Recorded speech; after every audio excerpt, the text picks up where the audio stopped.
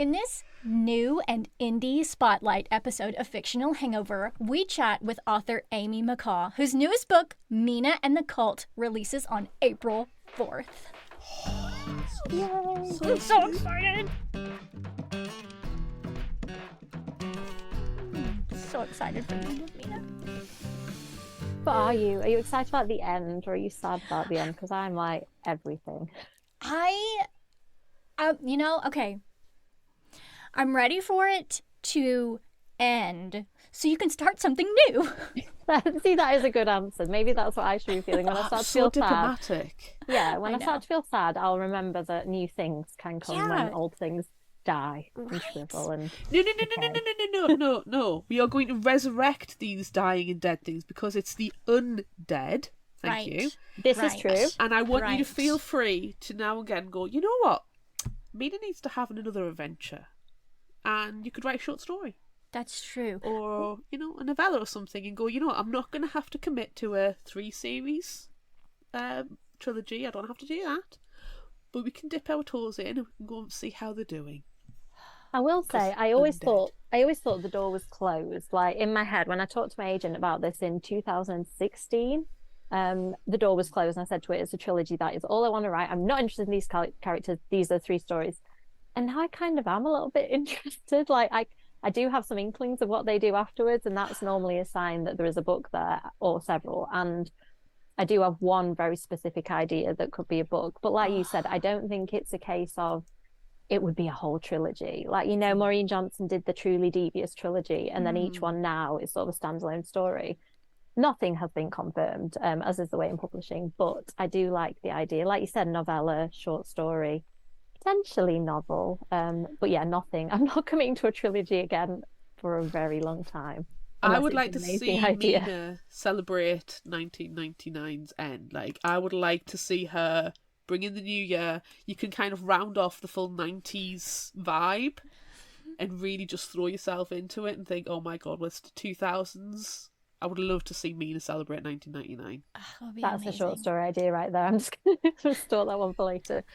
As always, our gifts to you. Yes, definitely. You do give me many, many gifts, including The Frighteners, which, was... My homework from last time was to watch The Frighteners, and it was excellent. I had great fun. I've still got the last 20 minutes to watch, I think, so I was just too tired. I was like, if I don't want to fall asleep and miss this, I'm going to save it. So I'm going to finish it right after this. Oh, well, I mean, we'll pause. Shall I just go for 20 minutes? Just go. Just record you watching the last 20 minutes, and then Patreon gets to enjoy your joy. I mean, you could. I'm not the most fun and expressive person. Like, when I've done this before, like recording myself reading just to see like what it would be like in a vlog, and I am just resting, not very happy face when I'm reading. So yeah, nobody really wants to watch that. You won't ever see the kind of shock reaction from me that people do on TikTok. I'm just too kind of cold-hearted, I think. TikTok is so fake, though. I can't handle it. It is We so did do that one, fake. though, man. Did you remember? We did that one special at Christmas where we recorded us watching a movie and we just spent the entire time bitching. Yeah, that was pretty great. Because it was so bad. Yes. What did you watch?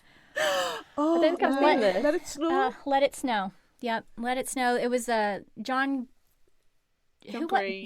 Maureen Johnson had a story in there, but hers was the best story. Hers was the best. And somebody else. And then they made a movie about it on Netflix. And so we read the book and we watched the movie. And that episode, we've tried a couple of things. And I think everyone will note that we have not tried those things again. For reasons. For reasons. Because it was awkward. But like we had a whole like timing thing going, like, okay, if you're watching if you're listening to this episode, press play on your movie now so you can watch it with us. See, that's fun. I mean, fun in inverted commas. Yeah. It was the most stressful thing we've ever done. I showed my friend Mia the Lost Boys, and I did think that would be a funny experience because she's the biggest scaredy cat when it comes to horror. Even though she wrote a really good story for A Taste of Darkness, she's really easily scared. So she was screaming all the way through. And I was just like really chill, like, oh, this is like just relax watching. And she sat there like, oh, something's going to jump out, screaming at every little touch of horror. It was great. And she was just really Adorable. confused that I fancied Michael as well. She was like, him with all the hair? And yeah, I mean, Yeah. so it was Hello. just a really funny experience. We were on two very different sides, and she did really enjoy it, but I don't think she enjoyed it for the same reasons that I do. I love it. I love it. Well, I just realized that we just jumped right into conversation, and I didn't do like our standard introduction or like any of that This stuff. is what happens when I come along. We start talking about eating cheese from the floor and like how Right? sexy Amanda is. And it all just goes really wrong. Jeez. She just Could really go for dresses. some She cheese. dresses as Gary Oldman, and it just really confuses everybody in the vicinity. I mean, so yeah, it's everyone's fault really that we're It not is. sticking to the. I would say it's everybody but our fault. I'm mean, you taking can totally- no Yeah, responsibility. I feel like me and Amanda, maybe Claire is completely pure and innocent in this particular detour. Yes. I would say. And that rarely happens. But yeah, I was gonna say not I'm every pure time. as the driven snow. no. Yes, No. definitely. 100% with you there. So I guess I'm gonna say that stuff. I don't know. 20 minutes in. Hey everybody, Yeah. welcome to Fictional Hangover, a podcast about young adult and new adult, and sometimes other books, series, authors, voice actors, and illustrators that is full of spoilers. I'm Amanda. That's Claire, and today we're talking to Amy McCaw. Yay! There we Shock. go. Back on track. Hello. Back on track. Hello. It's fine. I'm here. Oh my gosh. Right, Oh. should we actually talk about Mina and the cult for a little bit? Yes. Are we? This Just might not a be any little more bit. serious because I've not done this yet. This is my first event talking in person. I've been able to Ooh. write normally what the book is about, so it's good. I can practice on you two and see how it goes. Yeah, Well, fine. It's hard If to we're talk about a nothing third trained. book when people don't know necessarily what happened in book 1 and 2, so I don't want to ruin it. Assume everybody does, because if they listen to our podcast, they should have heard our Well, yeah. talk about Mina and the Undead and Mina and the Yes. Slayers. Yes. Exactly. Yeah. Okay, So- that's a fair point. And this is going to be really weird because we're still, the new indie spotlight is a new thing that we're trying, and we're very excited to do because we love supporting authors, especially when the debut books or new books are coming out in a series. We just love supporting our authors. So this is a great opportunity for us, but there's no spoilers. Yeah, and that's hard. It is. And I've had the book for a couple of days now, and I have not read it. I have not opened the spine because That's I good didn't. restraint. It's been Scully just all. I'll be honest, I haven't had a look in. You need so, to message me. There's a bit that you'll know, I think, when you get to it, that you specifically need to message me when they go down into a basement. Oh and my I'll just God. leave it there. Oh, I can't wait. That's one of the questions. I'm going to see you later. Bye. No, I'll go watch The Frighteners. You go read to that bit, and Amanda will just sit and do Amanda different will just be- voices. Should just Yeah. be cosplaying the entire Yeah, time. It's fine. I'll sit here, put on the Gary Oldman Dracula cosplay while you guys are busy, and then it'll be fine. Mesmerize everybody who's watching. Yes. Okay. Well, apart from teasing us about a basement scene that Sorry. I desperately now need to read, thank you. Do you want to tell Welcome. everybody what Mina and the Cult is about? Yes. So Without if anybody's been paying attention, I have given little hints about Mina's dad in the other books, and you are finally going to get to meet him. It was always a plan that in this book, this elusive father was going to appear. In this case, it happened a few weeks after the events of Mina and the Slayers at Halloween. It's nearly Thanksgiving. It's still fall, so I'm still leaning heavily into the Halloween vibes, as I do. And they're going to Roswell, New Mexico, to visit her father. So if you know anything about Roswell, New Mexico, you may be in for a few alien references. And when they get there, things are decidedly creepy and a little bit off, and then they escalate to terrible pretty quickly. And Mina and her friends, distinctly wounded, go back to the city, and a vampire ripper starts killing people and taunting the press with letters and leaving a calling card on the bodies. So Mina has a serial killer and a cult to Oh, reckon with amazing. in this one. I feel like I just throw things that I like at my books and like see what sticks. I'm not going to spoil too much, but I literally just threw loads of things I like into this book, and I think you two will like them as well because we are the same people. Yes. Basically. A cult and a serial killer. I mean, come on. Usually it's just one that you've got to deal with. Yeah, I mean, I just let Mina really have it in this one, and yeah, there's a few. I think this is the wildest, like most outlandish one. Like I feel like I really let loose. Like people have been with me this far, and I just kind of really let my weird out in this one. Yeah, so it's all out there. I'm so excited. I'm so excited. I mean, the truth is out there, as we know from the X-Files. I love also that you used like terrible. It's terrible. That's one of my favorite things. Like, oh, what horrible things are going to happen. Like, I'm so excited. I need to know. I love it. I love it so much. It's my absolute favorite niche to read and write. That absolutely awful things are happening and the characters are really going through it, but they're also still having loads of fun somehow. There's like, there's witchy stuff in this one. There's a witchy fair, witch. I always say that. I always say witch and then immediately follow it with witch. There's a witchy fair, which is really fun. So I feel like I love writing things that are fun and also terrible. And fun and terrible is like our genre that we adore. Yes, it is. It is. That's one of my favorite things about making friends with authors. It's like you write for us. I feel like I'm like exclusively. Yes, this book is just for me. I love it. Write a scene and go, would the Fictional Hangover girls like this?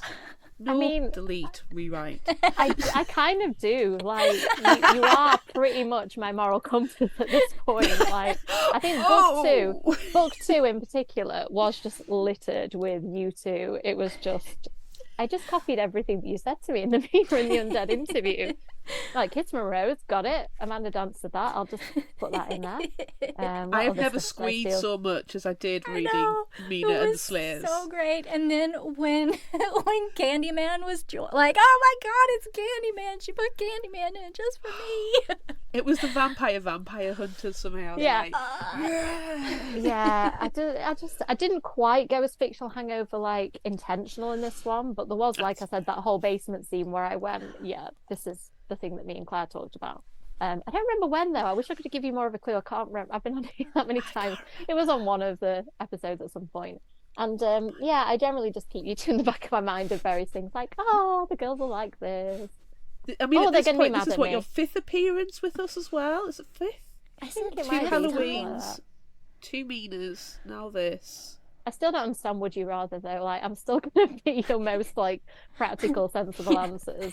Yes, you're I try and channel Kev. Like, I try and channel Kev's like random. Like, his are usually about bodily functions. And I try to get to that level, but I just don't have it in me. I'm really sorry. It's okay. That's fine. It's fine. At least I know that now. The first time I did it, I just stepped in there like, well, you know, I'd marry Alaric from Vampire Diaries because he has a steady job, and you feel like, oh, you don't understand this game. You're so cute. You're so sweet summer child. I know that I'm bad at the game. I'll get any better.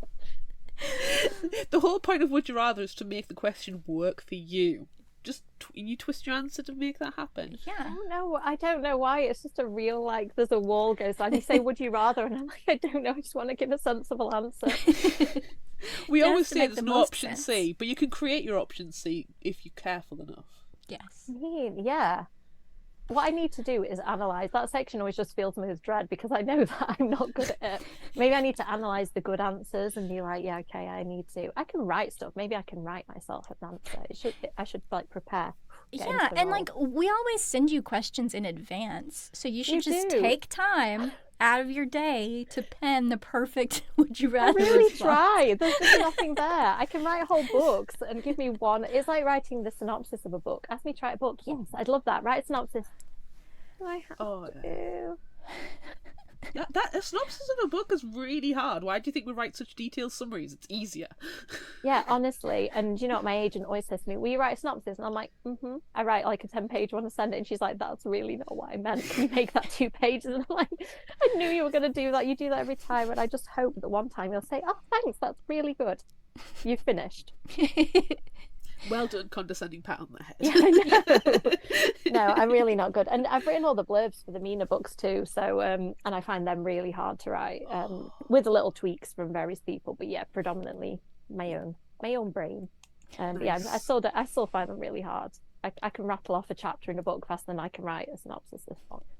Blurbs are really hard because you've got it. It's the hook. How do you sell a book without giving away too much, Especially but also not burying the lead? Well, it's the third one, and it's like I don't want to say like who's a vampire, who's a human, who's a slayer, and stuff like that. So I'm just talking real generalities. By the third one, it was just like some stuff happens in some places, and some people do bad things, and Mina has to deal with them.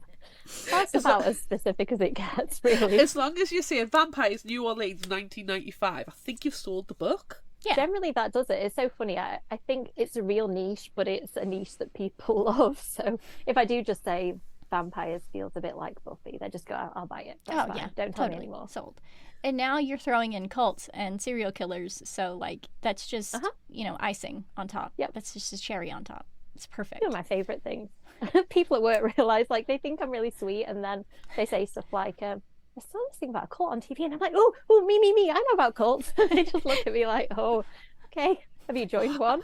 I love a good cult documentary, and I'm really into a true crime right now. Like, oh yeah, all this murder and mayhem.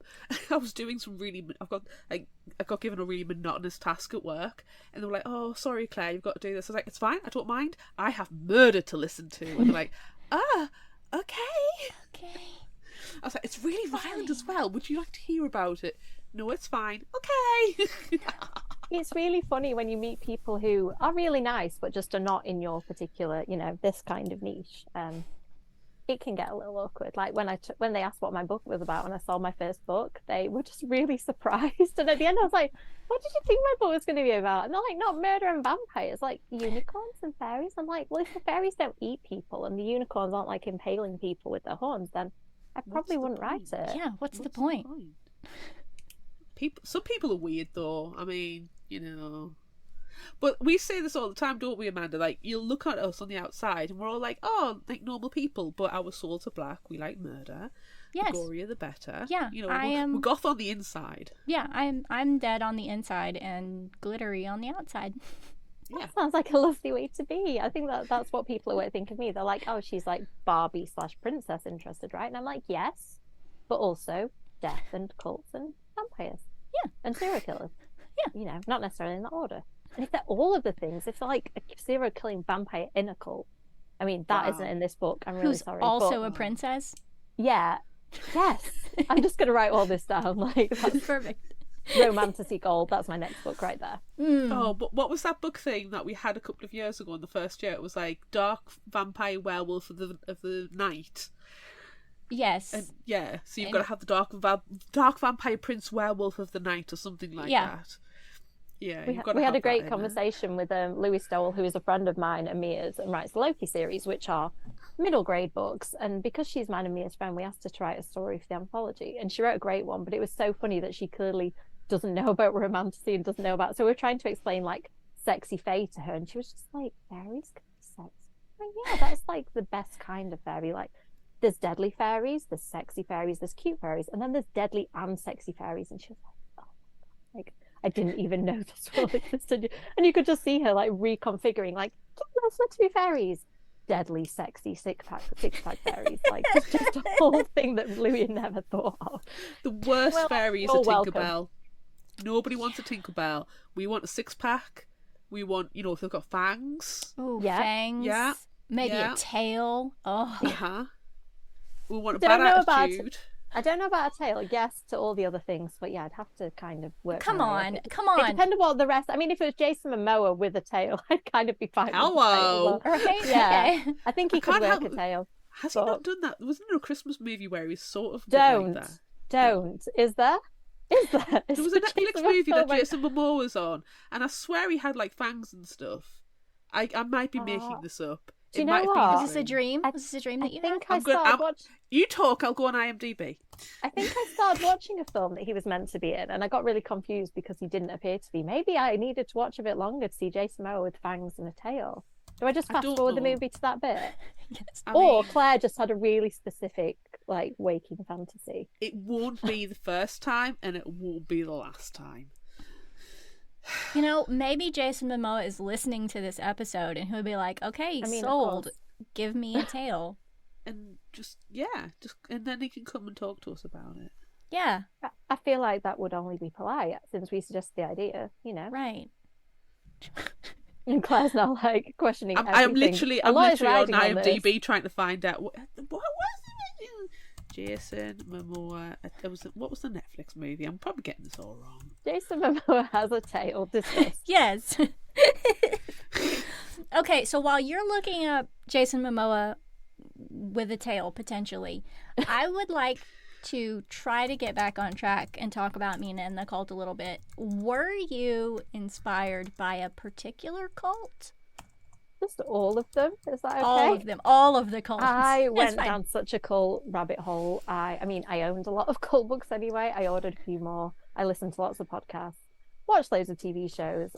Can you have a favourite cult? Like, yes, is that a thing? Yes, you can. Yeah, that's okay. Good. I feel like I'm in good company that I can say, like, sure. Nixium is the cult that I am absolutely obsessed with, that I just find ridiculous that a bunch of Hollywood celebrities just joined this in modern times and were quietly just branding each other and, you know, trying to induct people into their weird little team that all slept with the same man. Like, it's terrible and it's really sad that it happened to those people, but I just find that's what is so fascinating about cults. Like, why do we want to hear about such horrible things? And I think it is just because what in human nature makes somebody be a cult leader, and what in human nature would make somebody join one? And like, what would have to happen to get me to join the cult? Because some of these women that I look at, like, I've met Chloe from Smallville, did not expect her to be a cult member at the time that I met her. Like, what is it that made her think that that was a good idea? And like, does she still think it's a good idea? That's why I think I'm obsessed with it, is the human psychology element. Like, how can somebody who appears so confident together has everything, or had everything, what made her join a cult? That's what I'm so interested in. And that's what it's interesting exploring in a YA book, though, because I kind of didn't go the direction I would have done if it was an adult book, because most cults seem to be about the apocalypse or about having sex with the cult leader. And I didn't really go into that route because I thought, I know some YA books have done that, without too many spoilers. The Project by Courtney Summers very much went into different and very dark angles of cults. And I went into some of the dark angles, but I kind of kept it more the usual Mina level. I didn't want to suddenly in the third book go completely rogue. I think my publisher might have. But they were probably worried when they saw, so you know, the first one was undead, the second one was slayers, the third one is cult. I bet they were thinking, oh, okay, I'm glad we trust you. But I did say to my publisher, in the third book there are some slightly wild things, and I sent her a list of them, like, can you just check that you're happy with all of these, because obviously I'm writing this book right now. By the time you read it, it might be too late. So, and all of them, she was like, I think she said, yes, absolutely, yes, finally, and yes, I trust you. Which was the wildest one that I left till the end. Just oh my god! Okay. So yeah, there's excited. A few things. There's a few things in this book that are just, the bits that I saved because I thought they were a bit too much for book 1 and 2. I just put them all in. It's amazing. Interesting. And if you aren't a big cult fan and you're thinking, I don't know anything about cults, you will know lots about them because I give helpful little summaries about all the cults. Jared knows everything, as we know, about creepy stuff, as we do. You know, if somebody said to you, give a summary of your 5 favourite cults, you could do it, right? So Jared does the same thing for me. And he's like, well, let me tell you what a cult is. I'm like, about all these cults. And then later she says, okay, tell me about the worst cult. So he tells her about the worst ones. Sadly, Nixium wasn't a thing publicly in the 90s. It was happening, I think, but it hadn't been exposed, so that isn't in there. But I think most of the others are. I kind of went full on, here's a summary, here's a history of cults for anybody who wants it, and if you didn't, sorry, it's there anyway. That's gonna be so good. I feel if you're reading Mina and the cult, you probably know what you're getting. You're probably expecting at least one cult. I do laugh when I see, like, I remember the NetGalley reviews for the first book. Some of them were like, I don't like vampires and I don't like murder mysteries and I don't usually read YA books and I didn't like this book. I was like, did the Mina and the undead part of it not give you some clues, unlike the blurb that has all those words in that you just said? So I don't normally seek reviews out, but certain ones that kind of accidentally cross my path I find really funny. I can't help it. there's not a lot of YA books that actually cover the topic of cults as well, so that's makes it more interesting. Do you know what? I think it is because it is such a kind of difficult area to tread the line on. Because if you went full cult, I don't think it could be a YA book. I think Courtney Summers is known as being really higher end YA, so she managed to put a lot of the darker stuff in. Mine, weirdly, some 9-year-olds read mine, and I don't write for them, so I didn't kind of sanitize it for that purpose. But it is in the back of my mind where I'm like, there are 9 to 11 to 12-year-olds reading this too, so I would have read stuff like that at that age, but I just feel like I have to be mindful. So maybe I think that's why people have steered clear, just because I know some other authors who have stuff coming at some point about cults. At least one that you really like. Won't say anything else. But yeah, so I think some of us are dipping our toes into it, but it's definitely not the easiest thing I've written about, just because I wanted it to be shocking enough. Otherwise, it's just a group of people having a nice time and living in a little commune together. So it needed to be a cult, like an actual cult, not just a group of friends. But I didn't want it to be really badly dark and stuff. So that's maybe why there aren't that many. It was a bit of a headache. Well, a fun headache. A lot of the cults do kind of cross the line between abuse as well, and you don't. It's when you start having to give a massive list of trigger warnings. You kind of go, well, am I actually going to hit the right demographic here? Yeah. I mean, I struggle potentially with that. Older YA. Yeah, one of the cults in particular, I don't remember which one it was. It might have been the Waco, Texas one, where a big part of that when it came out was that the leader was essentially having relationships with everybody regardless of their age. Yeah. And I was like, I kind of don't want to skirt around this. I want to say it, but I also don't want to say something that parents are then going to be like, oh gosh, somebody's introduced this thing to my child that they're not ready to talk about. So some of that was really difficult, because I found that in the other books, some of the like New Orleans myths were really, really dark, and I had to figure out, like, I don't want to kind of glance over anything historical, but I also don't want to introduce anything that's at too like high a level for somebody. I can't remember which cult it is. Was it the one where they drank the Kool-Aid? Where the Yep, that's in there. The James, it wasn't sexual Town. though. Was that the non-sexual where they all got castrated? So because sex was not, there was what I can't remember which cult it is, and I literally listened to a podcast about it very recently, but I can't remember which one it is. But even the leader got castrated because sex was not part of the cult, which refreshing. I mean, can I use that in terms of the cult? But it was a refreshing cult.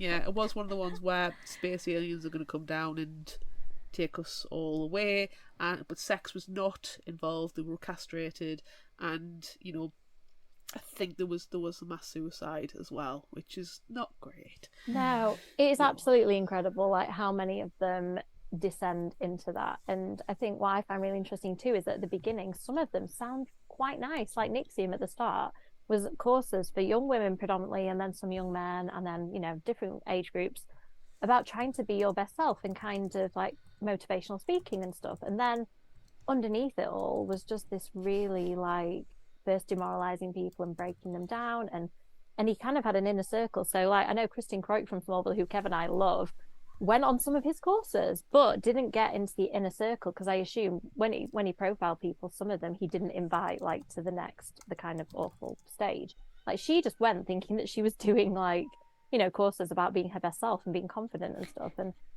I find that really interesting with cults too, how they just escalate and they start off, some of them sounding kind of nice and okay, and then when you find out what they're really about, it's like drinking the poisoned Kool-Aid and all the other scary, horrible things. I think it might have been Heaven's Gate. I'm doing a quick Google, but I think it might have been Heaven's Gate. I didn't mention that one. That is one of the few really famous ones I didn't mention because I did read all those facts and think there's no way to kind of say that without saying it. So I left that one out of there. Most of the other main ones are in there. Charles Manson gets a mention and Waco gets a mention. Did you hear about the scary one in Japan in the 90s as well? I don't think I put that one in because I did try and digest that and I was like, this is too much. It was terrifying because when I was reading about it's intelligent people, scientists, geneticists, people who you think would be logical, but they created I think it was a gas or something like that, and it was a chemical that was released into the subway system, and it didn't kill everyone. I think it killed like between 10 and 20 people, but it did leave many people seriously injured and hundreds affected on the subway system in Japan. I think that's freaking terrifying. And I think that wasn't the idea of that, if I remember right, that was like a small scale trial, and then they were hoping to go bigger with stuff and like, you know, I think so, do things to water supplies and whole cities and stuff. And yeah. At what point? I'd never heard of that until very recently, and that's terrifying. Yeah, and that you was said Manson as well, and I think people forget that Manson, he's the most well-known serial killer who isn't a serial killer. He was a cult leader. Yeah, well, yeah, because a lot of it he didn't do himself. He just kind of brainwashed people into doing it for him. They were on belladonna, Amanda. I know. I know. Crazy. Yeah, but I do find it really fascinating because, like, did those people in Japan, did those scientists think that they were doing something for the good of humanity? At some point, was it for the good of humanity? And when do you drop off that cliff of it not being? Yeah, it's not a line, is it? It's got to be like a really gradual thing that you don't even realize is happening, I imagine. I can't understand the logic of thinking, let's release this chemical on a subway system during rush hour when it can get everybody. I mean, that's terrorist behaviour. Yeah, it is. It must be some severing of like morality of we are doing this for such an important reason that the cost is worth it. I have to put myself in the minds of these horrible people when I'm writing books, and I tend to find you can usually find a reason for what they're doing. Like in one of the books, it was, you know, one of the early ones, somebody was really in love and he was doing it for love, and like for him he thought that was a really good thing. Like he loved someone and he was prepared to do anything for her, including, you know, a bit of like murdering. And like I think that this is how these people think, like literally the love is the important thing. And so I don't know what their mindset was, but I do find it interesting I know that I couldn't get myself there, but I can see there. Maybe that's why I can write about these characters, because I can kind of let it unravel and see how far that could go. But I just can't see myself like meeting someone and thinking, do you know what? I am going to like leave my family and go and live in this remote like area with you, and you've got loads of guns and stuff and you want me to have sex with you. Like, you know, I can't see any point me being okay with any of it. Like, I just don't, I can't stand it. Like, that's the thing I struggle with. I can see the cult leader mentality. I can't see the cult member mentality. I think that's why it's fascinating, isn't it? And like, it's the same with true crime, like, you know, moving on to like serial killers as well. It's interesting, and you kind of want to understand the psychology of it, but you're never fully going to be able to wrap your brain around it unless you have that capability potentially. It's just weird. I went to a really cool talk, which you two will understand, called Conversations About Serial Killers, and it was with a criminal profiler, and she just talked about loads of famous cases and then stuff that she'd been involved with. And she mentioned this scientist who'd been doing tests about psychopaths. I think it might have been sociopaths, one of the two. People who are more likely to commit serious crimes anyway. And he'd kind of, I think psychopathy was part of it, but there were other criteria that are likely to make a serial killer. And he tested loads of people that he knew. And one of the people, I think it was like one of those, do they call it a blind test in science, where you don't know who the people are? Mm-hmm. And one of the people came out as having these criteria, and he realized it was himself. And he was like, oh dear, you know. And he talked to his mum about it, and he was like, I think he was quite worried, like thinking, does this mean I'm going to be a serial killer? And she was like, no, because I've raised you, and like, you don't have that, like, you have that potential, but you don't have that in you. Like, imagine if he'd been, like, when you look at the histories of serial killers, I won't go into it because it's awful, but generally, like, they've had childhood trauma. There's lots of, not all of them, but lots of boxes can be ticked where really awful experiences have shaped their young minds. And like his mum was saying, like, maybe you know, you have this predisposition, but you don't have that. And I found that so interesting. I was like, how many people actually are like on this path, but they're never going to step onto it because of the things that have happened to them. Well, I think don't they say like CEOs of companies, big companies, or politicians and the people, they have the potential of sociopathic behaviour, but they're not going to go around killing people. Yes. And because they have an instilled moral compass, it just might be a bit more floppy or wider.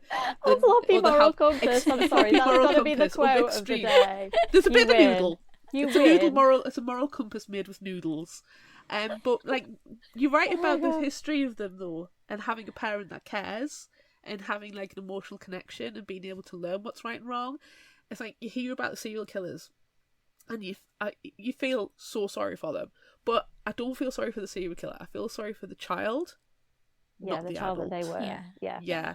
Unless of course they are a child serial killer, which are absolutely horrendous. Then I just that's a different kettle of fish completely. So in Mina and the Cult, yes. bring it back. There is a serial killer, and in the summary that's on Goodreads, so this isn't a spoiler, it's on Goodreads. It talks about letters being sent, which is massive Jack the Ripper, Zodiac Killer, BTK. Were they all inspirations or one in particular? Funnily enough, for all the people you said, yes, to be honest. I knew that I wanted. So usually when I'm thinking of a book, little fragments of ideas are there. And very early on, I knew that my pet serial killer, my pet serial killer. Yours. I know. Oh, it's so cute. They write letters to the press. And that was before I knew exactly what they were going to do. That was it. Because I've always been a little bit obsessed with the fact that Jack the Ripper almost was giving them ways to catch him. And like other serial killers who've done this, it's like they're not satisfied with actually doing it. They kind of dangle it in front of the people who are investigating. Again, super interesting psychologically. So I thought, this is what I'm going to do. And then I was like, what other calling cards do serial killers leave? So I went down a massive rabbit hole. And, Zodiac and the others you mentioned came up. Son of Sam was in there as well. I am quite interested in the idea of, which I did in the second book as well, like having a pattern by which you kill different people, and like leaving ways that make it easier to catch you, I think is super interesting. So that was kind of what I wanted to come up with my own little things, because there's letters and then there's one other thing that kind of unites these victims as well. That's just a little thing, but it's another like calling card type thing, and I've always wanted to do that. So I've been rewatching the Mindhunters, so I'm going to be psychoanalyzing this book and going, oh, right, so we have a victim profile. The unsub could be this, because they were never given a hug from their mother as a child, and that time a bully pulled their hair. Please do tell me your suspects, because so 2 people so far have posted about it. They've read their copies like super early.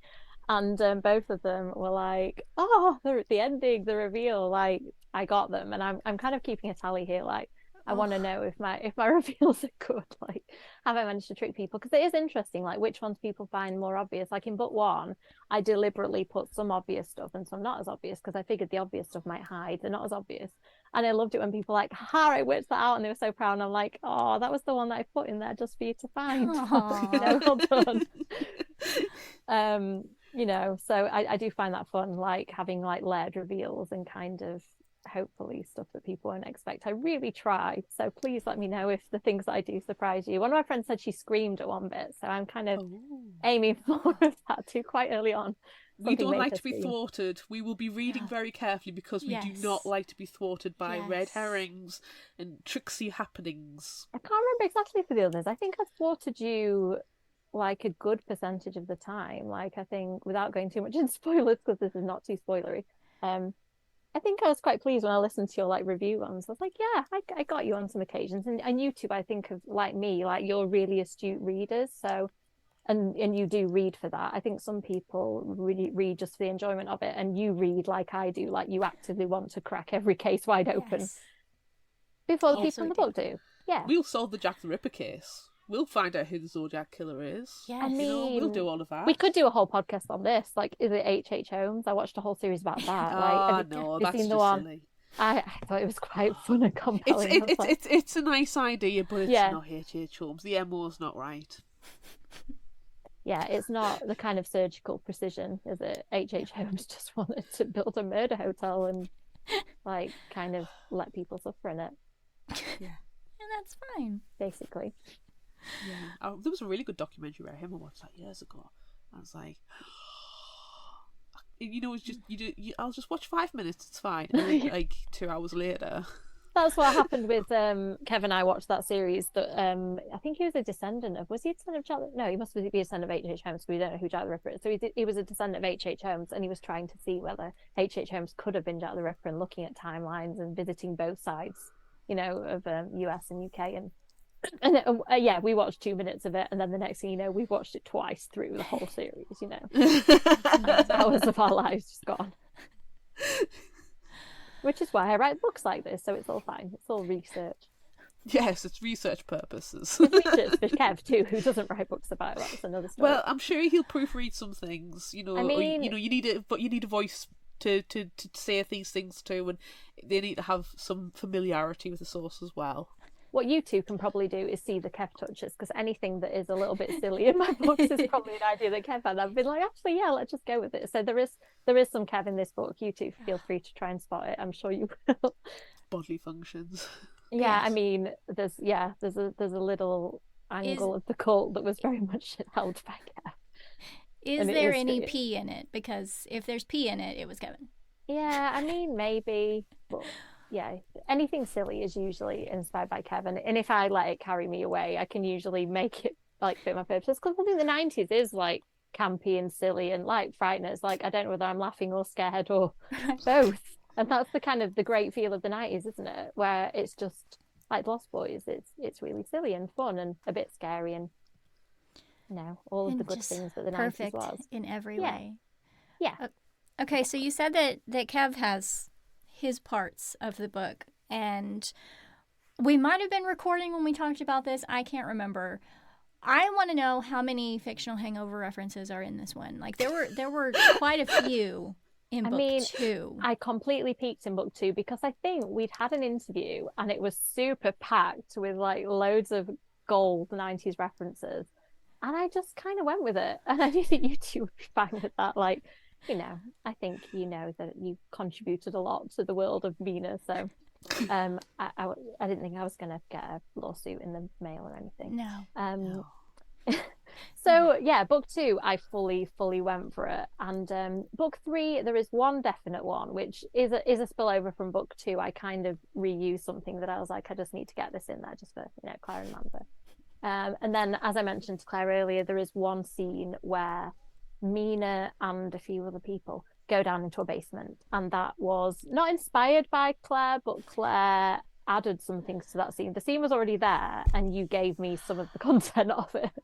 So you have no idea how much I need to read this book. I feel like you're gonna go straight after this and read until they get to a basement. At least it's quite near the beginning, so it's not like on page 300 or anything. It's probably in the first 30 pages. I don't know. I see it on a manuscript more, so I'll send it to you too at the end of this, Amanda. Then you can actually read it together. Okay. Yes. Good. Thank you. Oh, if it's an electronic version, you can Control F the word basement. Oh, yeah, I know. That's cheating. There's so many basements though in my books. To be fair, it might lead you to the wrong basement. I mean, it's the thing, isn't it, of vampire and horror books? Like, they're good for vampires' basements. No windows, no daylight. So.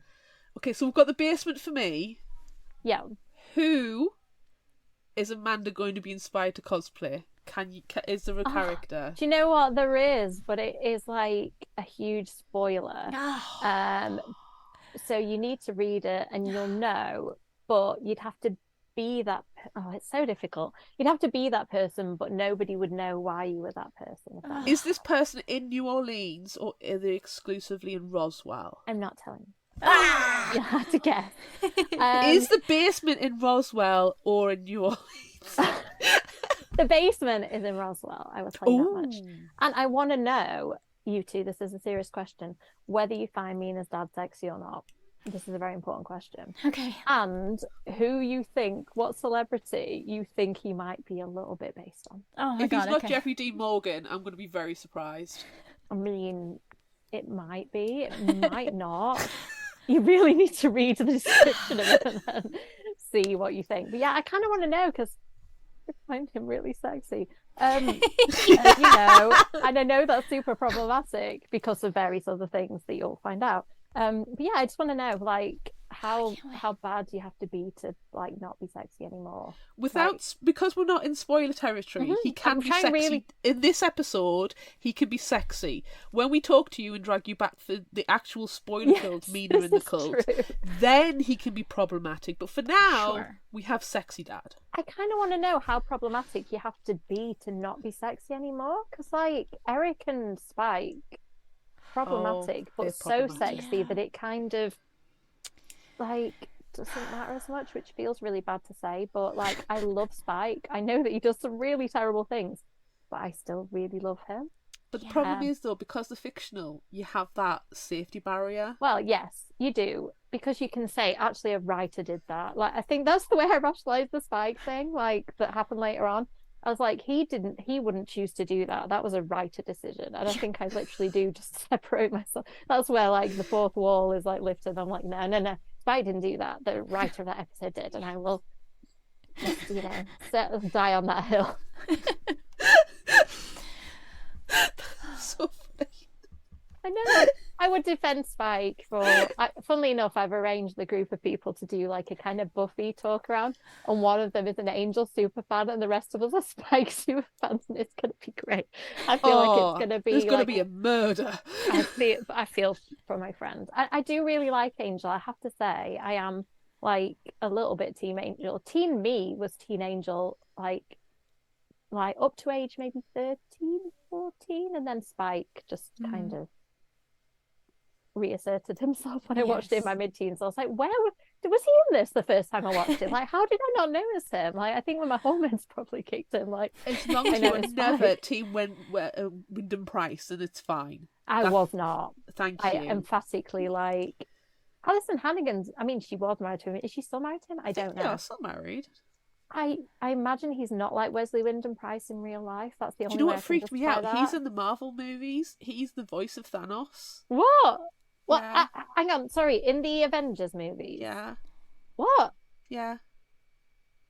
I did not know that. I've just like had to do you remember the Lord of the Rings movies when this voice of Sauron, the mouth of Sauron comes out and he's got the big jaggy teeth? Yeah. Well, there's a very similar looking character in the Avengers movies, but it's like the voice of the voice of Thanos. It's him. Oh, when he does the talking to his like acolytes, is it in the cave? Costume? Yeah. Yeah.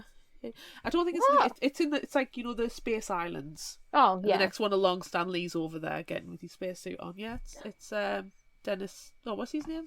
Sacco? I don't know. All my brain. Alexis Denisoff. Yeah. Alex Denisoff. Yeah. It's him. All I could think was Wesley Wyndham Price. Because if you think about it, he's a Whedon.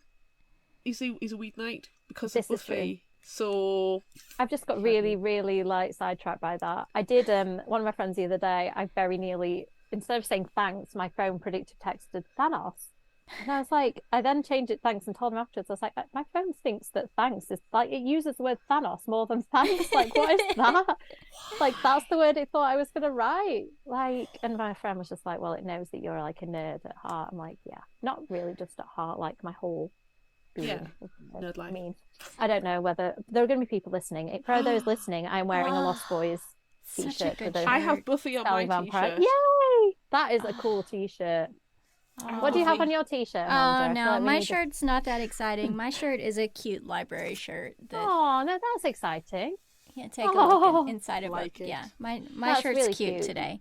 Yeah, But really, I chose the purple shirt so I could wear the purple lipstick, so I could have the purple Dracula glasses. There was reason behind it. Yeah, it all just escalated from the Dracula glasses, really. Yeah. So again, it's my fault. I will take full responsibility. It's all your fault.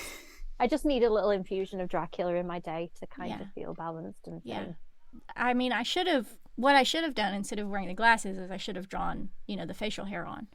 But then you wouldn't have got any good conversation out of me. Too distracting. I would have just kept getting distracted and be like, sorry, what did you say?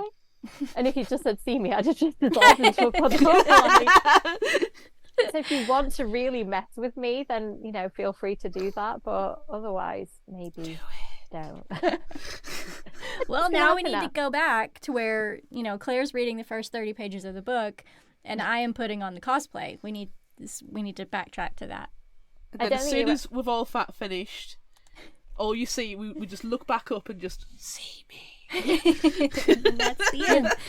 You will not surprise me more though than the sight of Kendara Blake with her head sticking out of a turkey's bum. That was so funny. Nothing. Honestly, on days where I feel a little bit like sad, I sometimes just think about Kendara Blake with a head in a turkey's bottom, and I just feel better. Like, Yeah. I really have never been so surprised coming onto a Zoom as seeing that. So, in fact, I might need to go. There is video of that somewhere. Was that just a Patreon It's on thing? YouTube.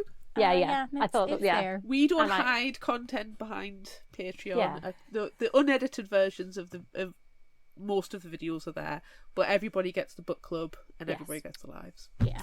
I don't know why I don't watch the YouTube ones. I should be watching them as well. I enjoy seeing faces, but I don't know. I listen to the podcast when I'm doing stuff, so maybe Yeah. that's just the way. I find like audiobooks and podcasts are like I'm driving or I'm doing something, and that would be a bit silly to drive and watch YouTube at the same time. It would I probably have not be YouTube like safe. on and don't watch it. Like, Yeah, that's true. Actually, there's That's a good paranormal idea. programs that I watch, and let's face it, nothing ever happens on these No. paranormal programs that Yeah. you need to see. You just need to So- hear somebody say, "What's that?" Yeah. So when I'm at work, I have like my setup is this section is work, and then I have my other my home laptop just playing something in the background for some busy noise. And every night, like, look, there's nothing there. Although it's just a voice phenomena, and they replay it anyway, so I don't have to turn my head. It's fine. It's a voice phenomenon that somebody that's pre-recorded going. Somebody just background. farted. That's all Yeah. it is. It's not. It's pipes. It's dripping. It's the wind, or it's your wind. You know. I do have a story idea that kind of plays on a lot of what you just said. That I'm hopefully going to write in the next year or two. I really want to Love. write a ghost hunting book.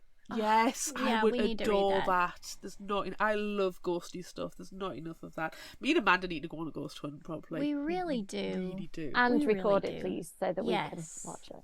Well, we have Yes. threatened to go on with Don Kurtgich. We have. I would Drag pay cat. really good money to watch that. I mean, I kind of want to come, but also I'm a real scaredy cat, so I'd prefer to watch it from the comfort of my home and my blanket, I think, than be there. But, You can Can I watch the come to, first like- one and join the second one if you yeah, want. can I come to the dinner afterwards where you talk about it? But like, Yeah. not Oh, be yeah. on The round. ghost You hunt? should come to the round table. You can be our Yes. MC. Yes. Yeah, I think that sounds great. I did do so... a panel with Yvette Fielding. Shall I try and bring her along? I don't know whether she would like. There is a video somewhere of me and my friends from back when we were teenagers, when we went and pretended to do the whole Vet Fielding, Derek Acora, Kieran O'Keefe thing in the dark because we were obsessed. Amazing. I love that. I think that needs to like be put on the internet immediately, please. Go It's viral. lost to the annals of videotaped.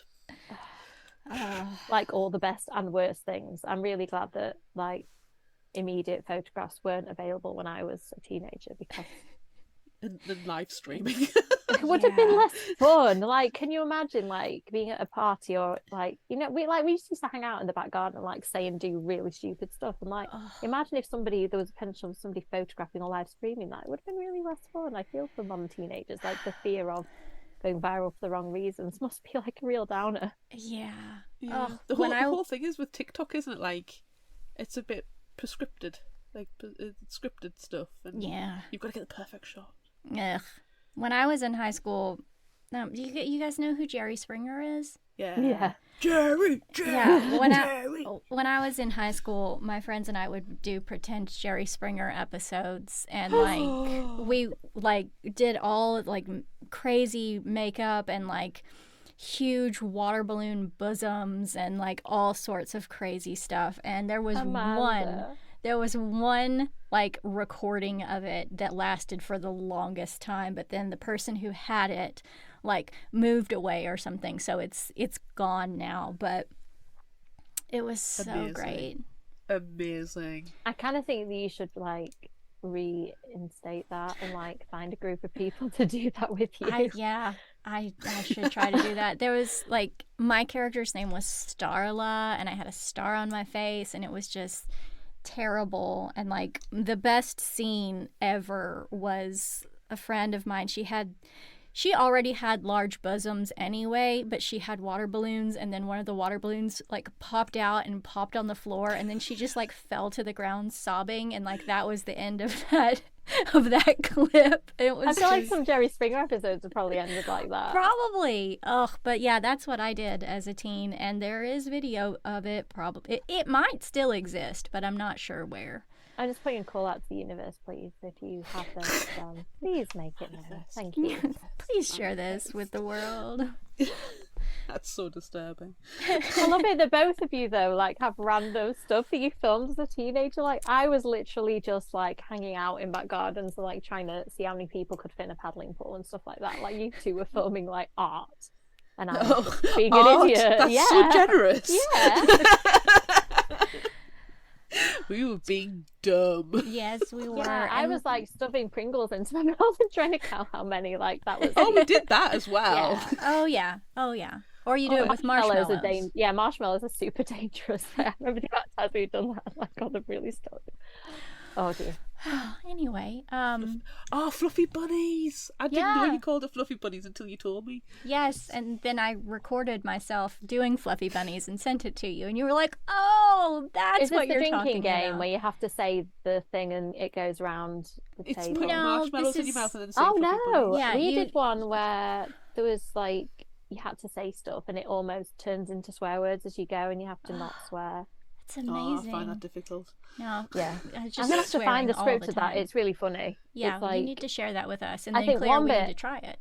Yeah, one bit definitely was like, it was just nonsense words, but the word fic was in it. And if you got to it and you said a word that does start with an F but has a U in instead, you had to drink. And it was just this silly thing that I think you passed it around the table like one line at a time, and it just got sillier and sillier and more like swear words. And if you swore, then you drank.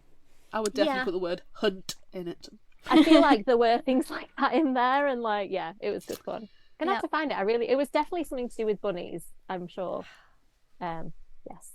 Yeah, I need to play that game. This could be one of these things I've imagined, right? You know, like your whole Jason Momoa has a tail. I have sent you something on the Instagram chat. Thank you very much. Okay. It might not be 100% accurate, but it's the closest thing I can think of. Okay, I'm excited. That's my homework. You can go away and like read to the basement scene. Amanda can go and Gary Oldman herself, and I'll go and look at that. I think it's perfectly fine. The Frighteners. That's a verb, isn't it? Like Gary Oldman. You have no idea how excited I saw that story. I was like, oh, yeah, I know. Well, do you know what I did? I said to Kev, I was like, what are we going to watch tonight? And then went, oh my God, I've not watched The Frighteners. Claire will like eviscerate me. Like I will just be a pile of entrails if I have to face Claire and not have watched The Frighteners. Like I don't think you'd let me come back on. Like no. I don't know what behavior. Yes, I would, but no. Well, yeah. I don't know what behavior could bar you from Fictional Hangover. Like, I don't know. I'm like not writing scary books anymore. I'm just gonna write like books where people kiss and are friends. Oh, that's fine. I don't mind a bit of sexiness. Okay, so I I would be done. I'm like, fine. I want spice. And then they murder each other. Yay! Yeah. And then I'm drawn right back in. Yeah. Oh, I think we need to ask our one would you rather question. Because again, like down. I'll try not to let you down. I'll really try. Come on. I can do this. Channeling Kev. Based on the summary, there's only so far we can go. Yeah, we couldn't get in too deep. No. Okay. So what something to do with a cult and serial killer, you're gonna have to remind me. Would you rather investigate a serial killer or stop a cult? So you do know that survival is my key concept and all these things. Survival and financial stability, as with Alaric debacle of 2018 or whenever that was. I would not investigate a serial killer because I feel like the chances of death are higher. Whereas a cult, we've said you could have a nice time with a cult for a little while, and like I'm nearly 40, so I feel like I maybe wouldn't be the target of a cult leaves affections too. So I think I could kind of hang out at a nice like gated community cult and like eat all the homegrown produce and like stay away from the gun-toting maniacs, and I think that could be okay. But serial killer is just death and despair. Cult, maybe I could kind of. You do know a cult and a retirement home are two different things, yeah? Yeah, I know. I'm just thinking that I could like fly under the radar in a cult and have a nice time, but I couldn't fly under the radar and have a nice time with a serial killer. Like this was the line I had to draw there. Yeah. Like if I really had to choose, because it's one of those things. Like I love serial killers and cults. However, I would not love to meet a cult leader or a serial killer. Yeah, I love vampires. I would like to meet a vampire. Like, there's a difference, isn't there, in some of this material? Like, fascinated with serial killers, want to meet one? No. I think that you could pretend to be oblivious enough to avoid getting like actually sucked into a cult. Yeah, like I think that could be fine. Like you could, like I said, like you might find a really nice like tea drinking and Buffy watching cult, and like they also do like demonic sacrifices or something. But you kind of, that sounds nice. yeah, no, I mean, I'd be there for that. Yeah, I would just miss the sacrifice, but Amanda would just wholeheartedly partake, and you know, quite fun. I mean, Maybe- if I get something out of it, why not? I mean, what am I sacrificing?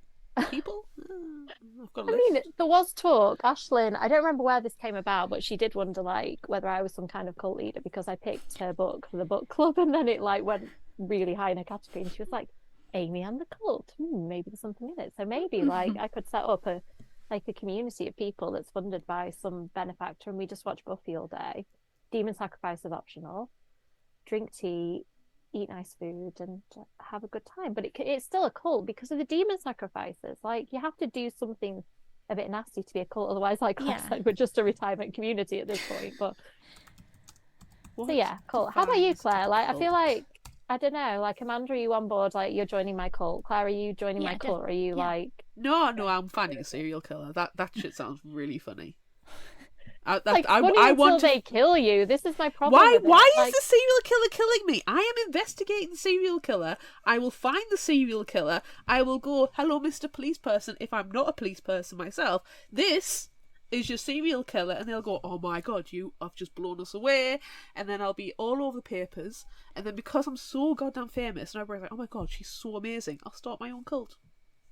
I mean, that's the correct answer, isn't it? That's the option C that I didn't understand before, and now I do. Yeah. Like you get the best of both worlds. Like I nearly sang it like Miley. I won't. If anybody wants to do that, feel free. But I've just looked up the definition of a cult, and it's a system or group of people who practice excessive devotion to a figure, object, or belief system, typically following a charismatic leader. So my charismatic leader will be Amanda dressed as Gary Oldman. Yeah, I mean, this is the lead. Yeah, this is the leader we've all been wanting. There's my figurehead.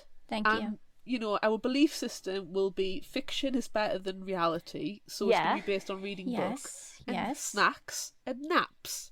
As long as the snacks and as long as the nap, every Sunday we will have our ritualistic nap time. Yes. So everybody gets to just tuck it down on a Sunday afternoon and have a lovely nap. Yeah?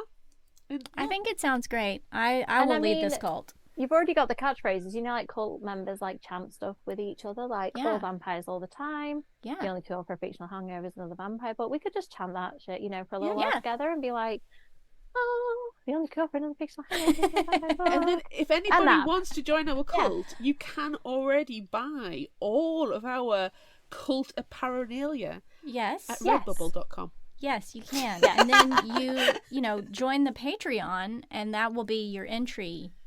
Yeah, we're not going to demand. That's one of the criteria, actually, time. paying money. So actually, we could make this like a cult as long as we tick off all the criteria, right? We've just people pay money to be there, so that's another cult characteristic. I'm not going to demand everybody's financial income though. That's too much. That's silly. And all I want is like a monthly tithe of $20. Yes. Or $350. $350 if you're gonna watch the 24-hour webcam we'll set up in Amanda's garden. Which you should, because now I will be dressed as Gary Oldman at least once at some point in time, and so you have to watch the live stream constantly to catch it. Yeah. And then when you know, like, that'll be your cue to do whatever cult thing we decide. Do you know, honestly, I can imagine it sounds like too good set up, and then Amanda does once just dress up as Gary Oldman, and if you do spot it, and if you do say what the date and time stamp it is, then you get a special prize. I for some reason, this is just like, this is starting, this joke is getting legs. Yeah, don't worry. You do know that you have to do it now, and that you've set up an expectation. Yes. And is there any like other vampire characters? Like, do you do a good like David from? Have you been David from Lost Boys? I have not been David from the Lost Boys. My other favorite vampire that I like to be is a pretty obscure one. It's her name is Lythe from J. Kristoff's Empire of the Vampire series. Yeah. That I like to be that vampire. Like you can see her mask is like above my head. I love that. I've seen that one before. J. Kristoff like shared that, didn't he? And I have a little kind of Yeah, and I died a little bit when he shared it. So that's my other favorite vampire that I like to be. But really, Gary Oldman is just... I just want to see you in a mullet, I think. Like, I don't know.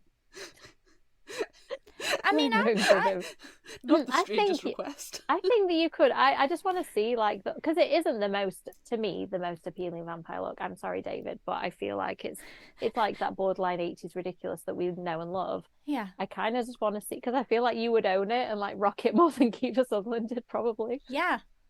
I'll work on that. I will work on that. Do you not think David from Lost Boys is one of these guys where you're like, he's a really nice guy, Mom. He really is. But I can change him. I can change his look for the better. I'll get him to have a haircut and a wash. No. And, put something on that's not a graphic design t-shirt that's a bit holy and rather stinky. I can change him, Mom. Don't worry. No, you can't change that love. No. Mullets are bad, though. I'm putting my foot down. Mullets are bad. Mullets are bad. Yeah. I'm just trying to think, is there a good mullet that I can use, like, to disprove your argument? And like, no. I'm just looking at my James Masters bust that's staring at me. I'm like, could James Masters pull off a mullet? No. Could Jason Momoa pull off a mullet? No. Do not touch his locks. Do not touch his fine I'm locks. not touching the locks. Step away, Amy. I'm trying to imagine a mullet and see if I'd don't still do find it appealing. Could Chris Hemsworth pull off a mullet? No. Don't make that happen. I need to Google this now. There was a guy. I'm going to spam you with like handsome men in mullet. No. Do they exist? Like, is there a whole like internet fandom for this that I can? Oh, I'm sure there is. Yikes. Okay, Patrick Swayze has a mullet-esque. Okay, but it's not full mullet because Yeah. it's not. And then you've got Thingy from Stranger Things, the hair. Yeah. But again, every they're single more- mullet. Oh, They're more like faux mullets, aren't they? Yeah. They're not properly short. Like, what is it? Business in the front, party in the back. Yes. That's the definition Yeah. of a mullet, isn't it? That is the definition of a mullet. which I called don't know where I Damien got that from. is that's not. That's somebody else. Claire, what you're searching for doesn't exist, so you should No. just... Right now, I'm looking and I'm thinking, what? Yeah. There was a guy today I saw in the bookshop who had a mullet, and it just looks dirty, like It's not good. greasy. And I'm like, can you wash your hair, please? Mm. And I'm just seeing this as a challenge now. Like, this is my homework. Last time I watched The Primus View, I'm going to find you a A mulleted sexy mullet. gentleman that has washed hair and isn't wearing a graphic tee and looks good.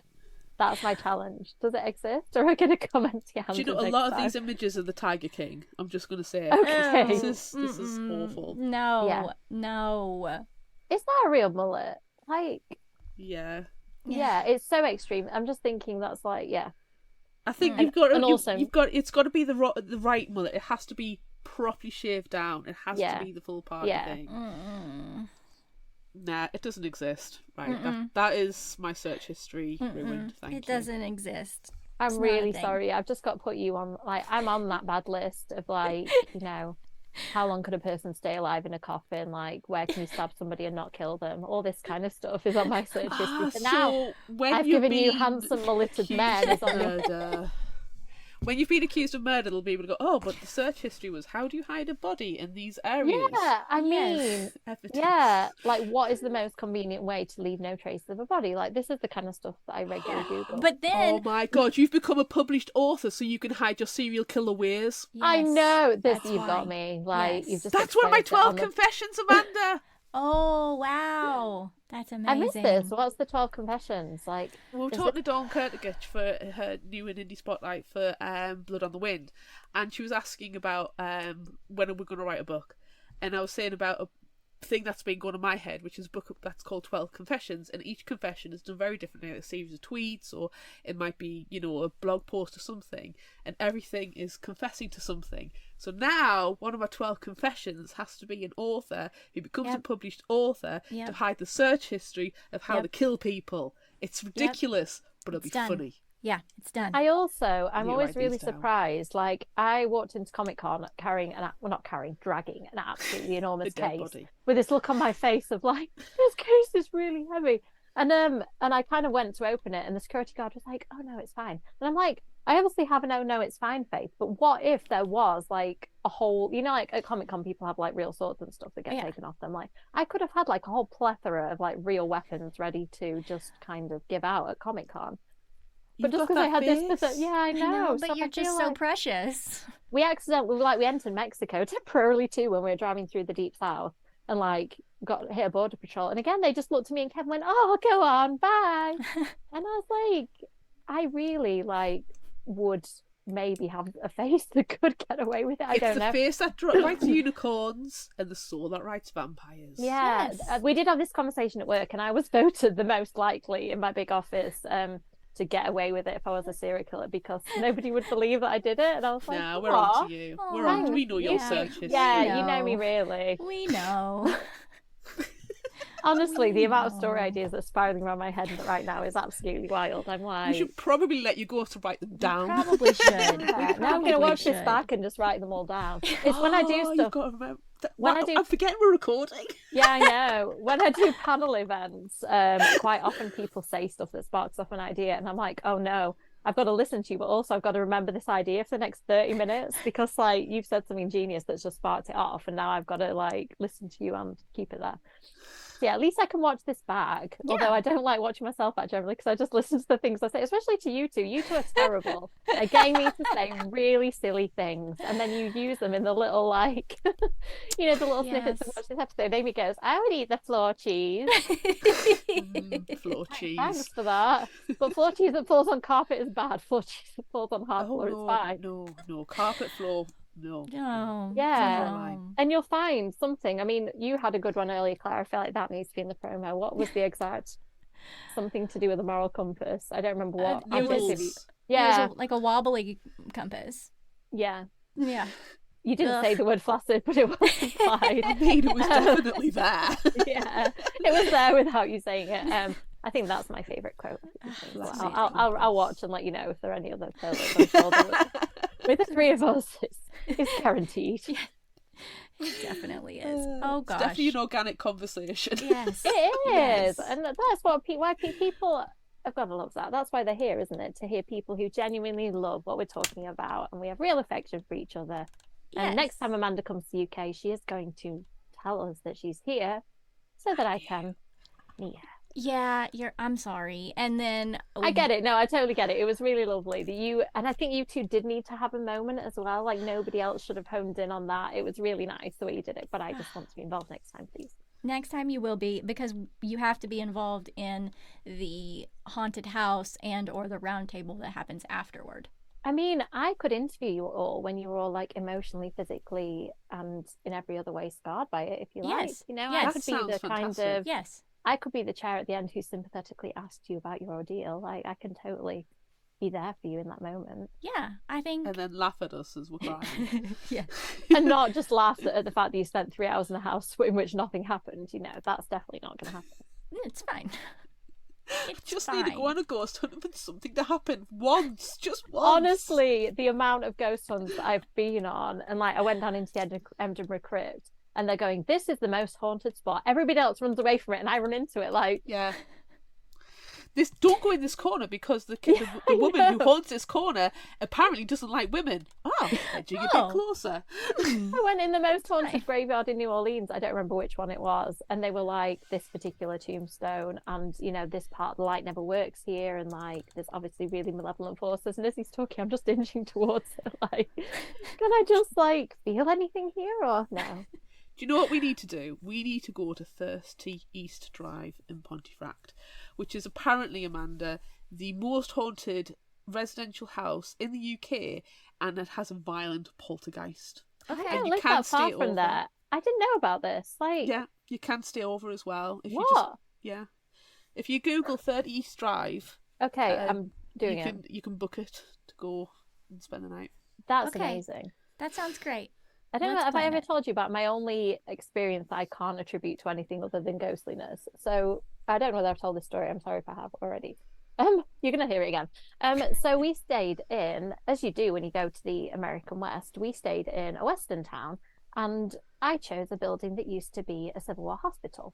and the hospital had been knocked down, and then they built a hotel on it. And I was like, that's a lovely place for us to stay, right? So we stayed there, and I didn't have a child at this point. It was just me and Kev. And he went down to the car park, and Kev, as I thought, knocked on the door in the way that Kev does. I don't know if you can hear like that, the traditional knocking pattern. Yeah, yeah. And I was laying on the bed, super hot. We'd had a long journey. And I was like, oh, man, why is he knocking on the door? And I like marched over really angry, flung the door open. And Kev is in the car park below, as in in American motels.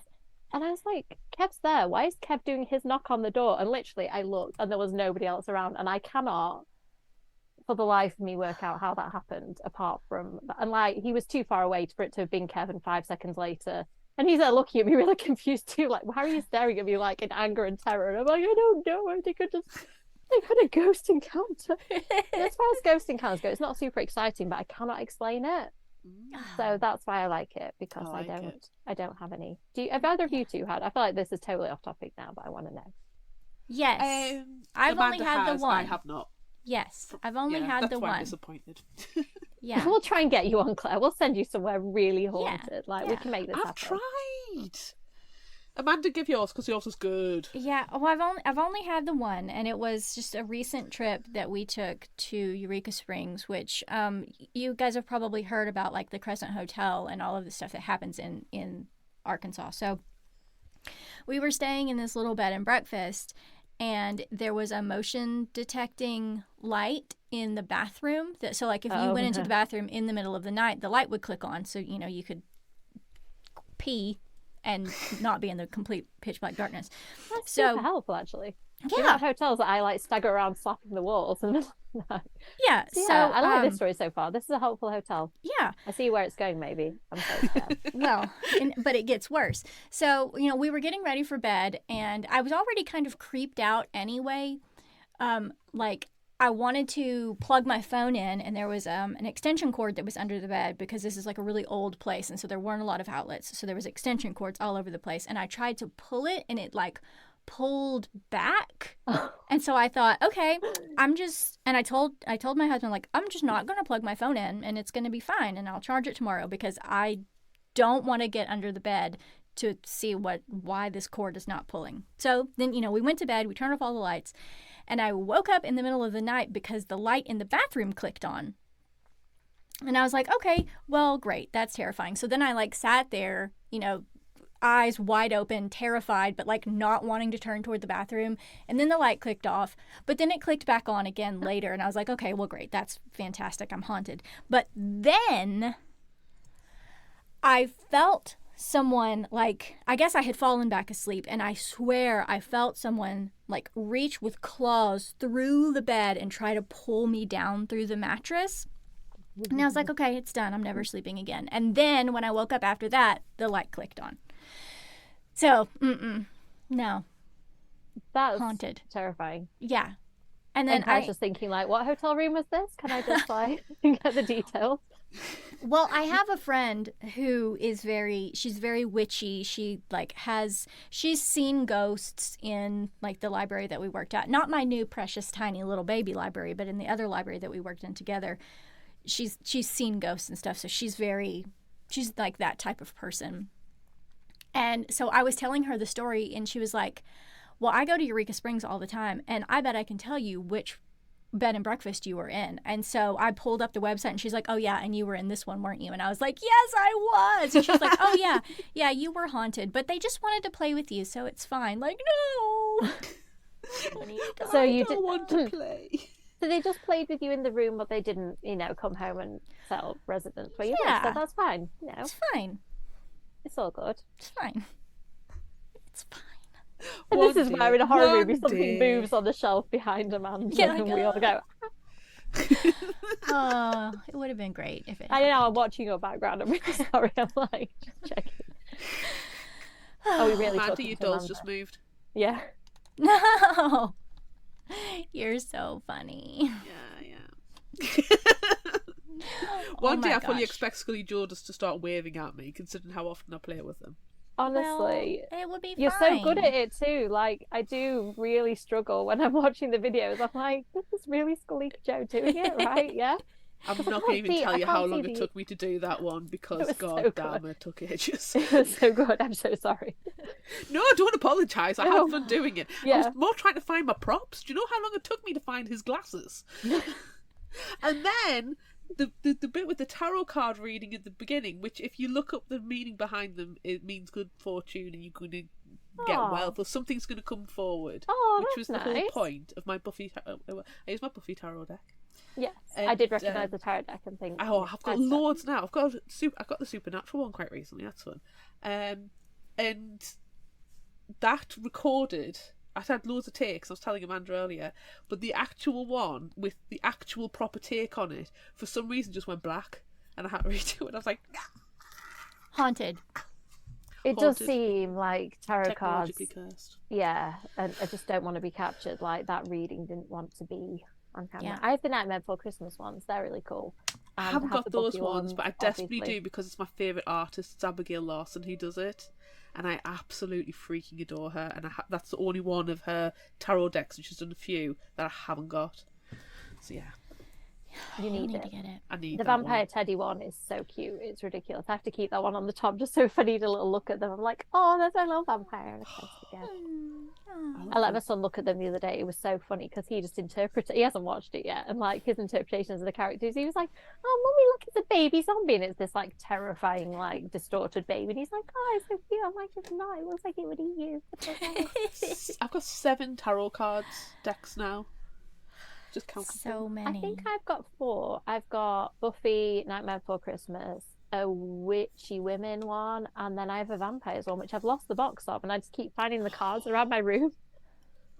I've got That's cool. I've got the Hocus Pocus one, Darkwood Tarot, which is Abigail Larson, a horror tarot deck. I've got 2 copies of that because one of them I'm going to turn into art. That's Abigail Larson.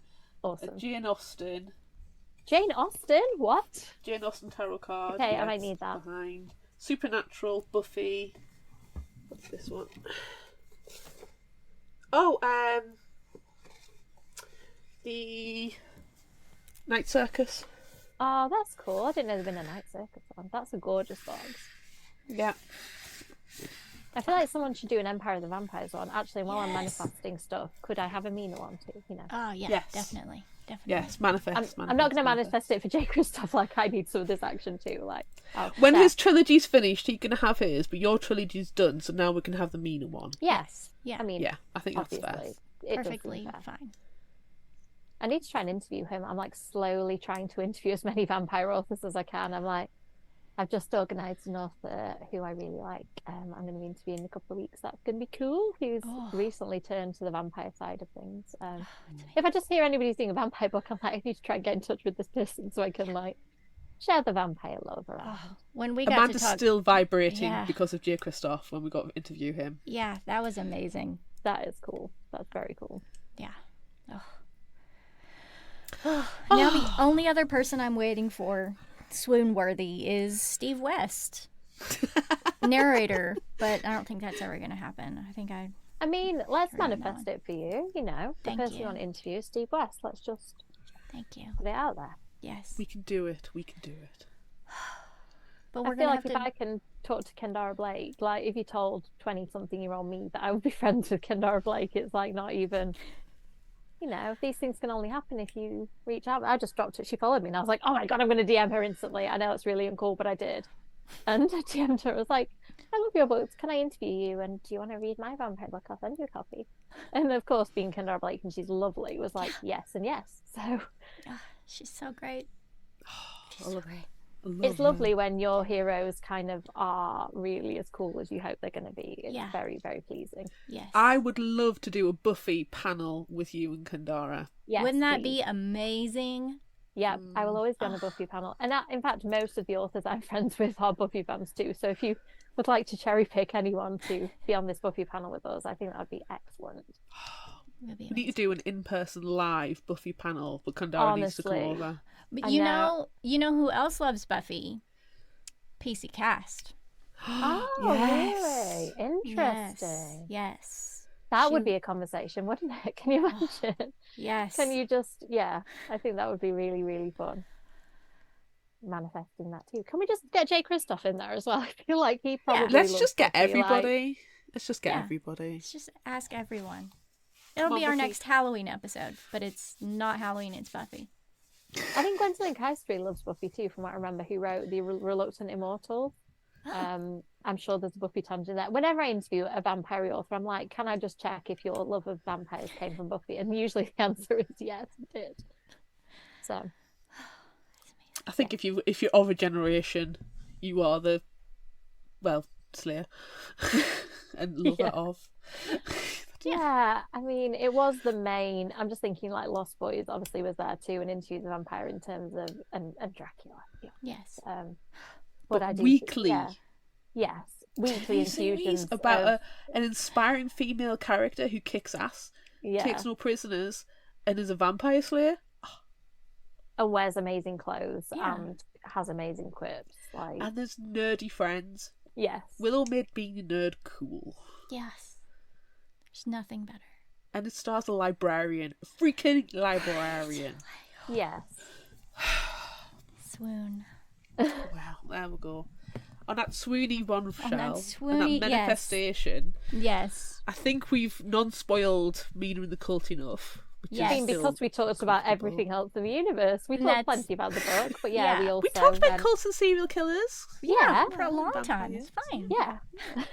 Okay. I think people have got the point. Yeah, definitely. But you are going to come back when we talk about it. Okay. Yay. Good. Great. Fine. Always. So, just assume if you want me to come on, I'm here. Yeah, good. Mint. Okay. So that's it for this mini new and indie spotlight episode of Fictional Hangover. I'm Amanda. And I'm Claire. Join us next time for our regularly scheduled episode on Wednesday. Look out for our Would You Rather polls on social media. Don't forget about our book club on Discord. Be sure to visit our shop on Redbubble at fictionalhangover.redbubble.com for all your favorite Fictional Hangover themed merchandise, and become a patron of ours on Patreon at patreon.com/fictionalhangover. Until next time, remember, the only cure for a fictional hangover is another book. That was harder than I did it the last time because I had fangs in, but I didn't spit them out, so I win. Way! Impressive. You can find us at fictionalhangover.com. Follow us on Instagram, Threads, TikTok and YouTube at Fictional Hangover. And find us on Facebook at facebook.com/Fictional Hangover. If you like this episode, check out our others and be sure to rate, review and subscribe so you don't miss out. And finally, special thanks to Liz Emerson for our music. You can find her on Facebook and Patreon. Thanks for listening.